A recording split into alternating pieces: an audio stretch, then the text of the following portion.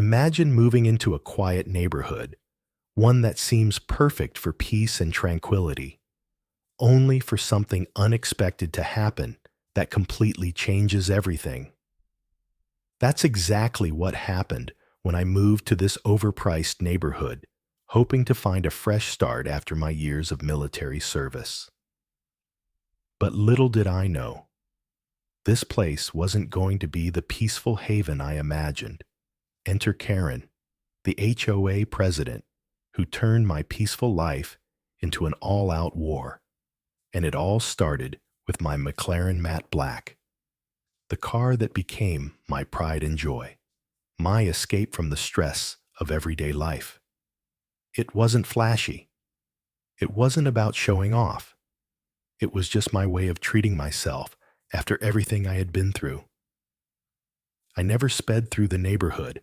I never caused any trouble. But Karen, well, she couldn't stand the sight of it. One morning, I stepped outside to see my beloved McLaren, and I couldn't believe my eyes. It wasn't just scratched or bumped. It was completely wrecked. Windows smashed, paint stripped, tires slashed. Someone had gone full Mad Max on it. I stood there in complete shock until one of my neighbors, Denise, approached me with wide eyes and whispered, "I saw Karen and the landscaper doing something to your car last night. Thought it was weird." "Thought it was weird," I responded.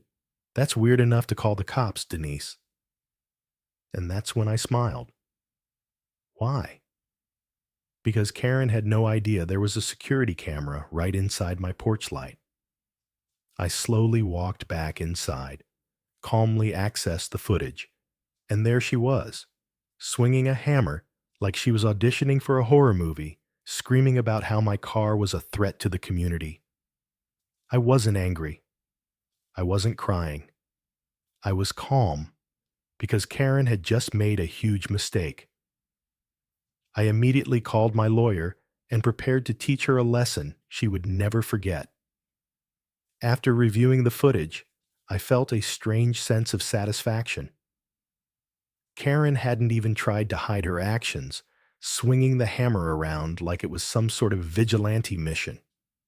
But for me, that video was the smoking gun I needed to prove the injustice I was facing.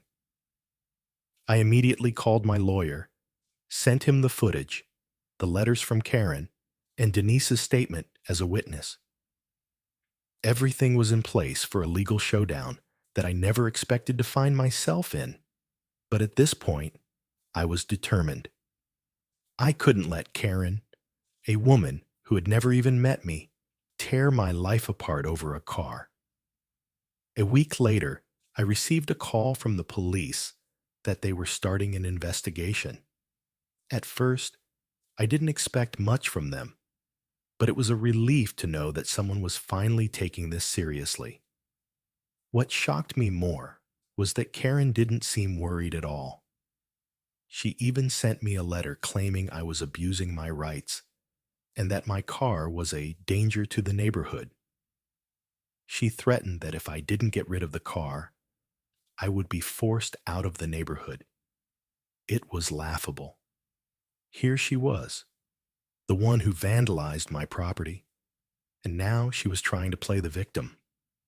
I was furious, but I knew that anger wouldn't help me. I needed to stay calm and keep building my case. The day of the court hearing arrived, and I walked into the courtroom with confidence. Karen appeared with a stack of blurry photos of my car, parked legally in front of my house, and no lawyer by her side. She shot me a glare, her anger almost palpable, but I wasn't fazed. I had done my homework, and I was ready to face her in court. When it was my turn to speak, I laid out all the evidence. The video, the noise decibel logs, GPS data, and witness statements from several neighbors who had never even heard my tires squeal, let alone seen me speed. I methodically dismantled Karen's claims, presenting the facts in a way that left no room for doubt. The courtroom was tense. The judge, after listening to Karen's ridiculous claims about how my car was a missile on wheels, raised an eyebrow and said, "So you destroyed it?" Karen didn't flinch. "I neutralized it," she said, her voice calm, as if she was defending a heroic act. I swear even the court reporter stopped typing to look up in disbelief. Then it was my turn again. I explained how my car had never exceeded 20 miles per hour in the neighborhood. I provided GPS logs and even testimony from my neighbors, who confirmed they had never heard anything unusual. I literally busted every myth Karen had tried to spin.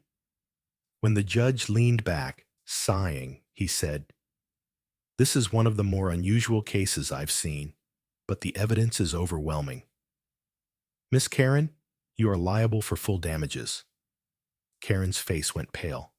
She stammered, "Wait, what?"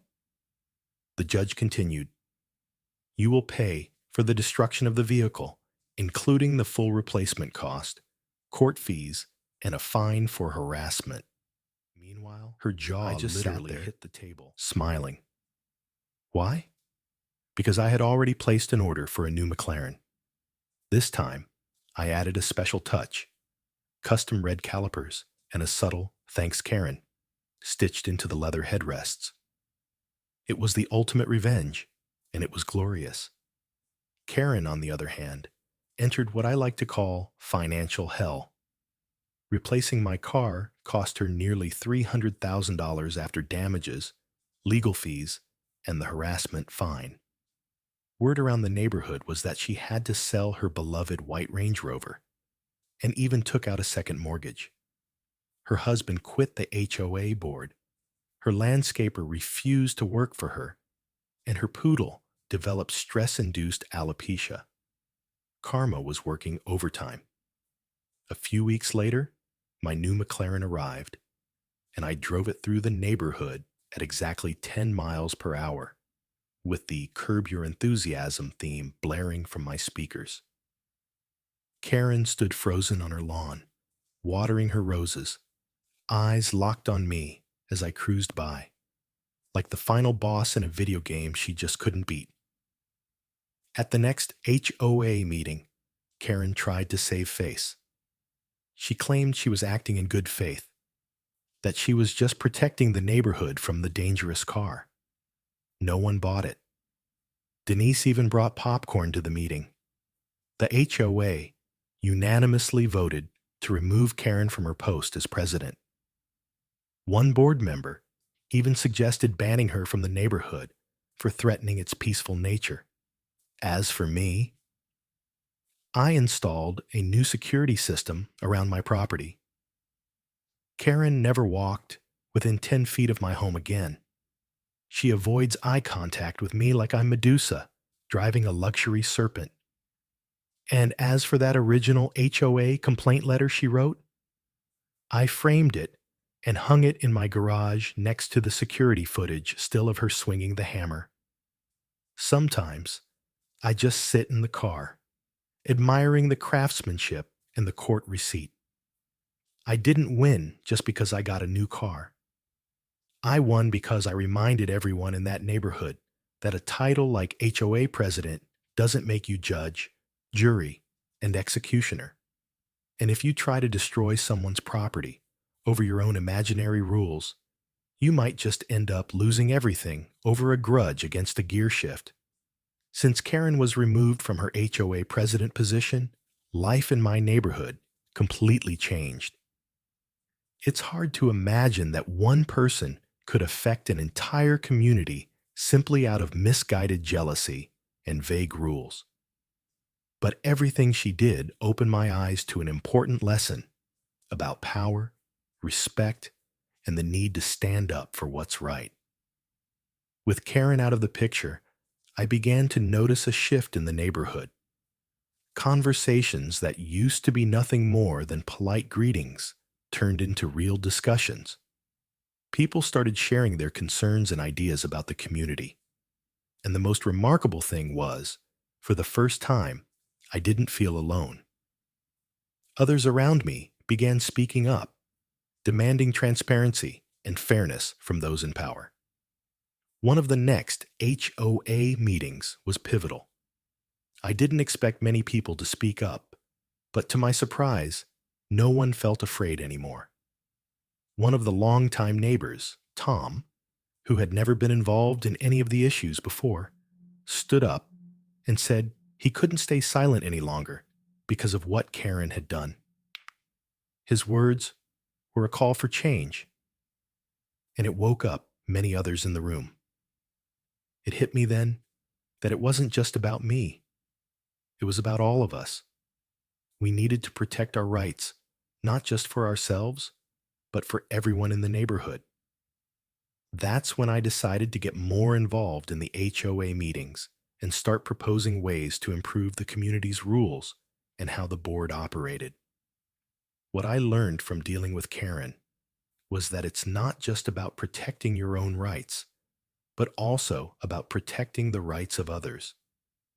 A month after the lawsuit, I became a key part of the HOA meetings. I helped organize the sessions, pushed for changes in the regulations, and most importantly, I began helping others who couldn't speak up on their own. I started hosting meetings to hear the concerns of my neighbors and help them realize that they had the right to protect their safety, comfort, and rights. I began to see positive changes in the neighborhood. No more loud complaints from those in power. People were living with less fear, feeling safer in their own homes. And what made me the proudest was when I'd step outside and see my neighbors smiling, talking, no longer worried about being bullied through the neighborhood. I didn't feel those judgmental stares or the fear of confrontation anymore. Instead, I felt respect and acknowledgement from those around me. I had gained something, not just for myself, but for everyone living here. This story isn't just about one individual fighting against an abuser of power, but also a lesson in rights, justice, and the strength of perseverance. Sometimes we face challenges we didn't expect, but instead of staying silent, we must stand up for what is right. Life won't always be fair, and there will always be people who try to use their power to oppress others. However, if we remain firm in our values and fight for justice, eventually, justice will prevail. The important lesson we can take away from this story is that, even when faced with great challenges, truth and justice will always have the power to overcome everything. When you stand up for what's right, you are never alone. We fight not just for ourselves, but for those who cannot speak up and defend their rights.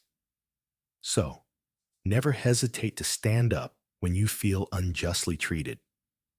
Perseverance and determination can change not only your life, but also bring about a great change for those around you. If you enjoyed this story and felt inspired, don't forget to hit that like button. It's your way of showing support and helping us create more content like this. Your feedback means the world to us and helps us keep improving. Now, we want to hear from you. Have you ever had to stand up for what's right or face someone who tried to take advantage of you? Drop a comment below and share your story. You never know.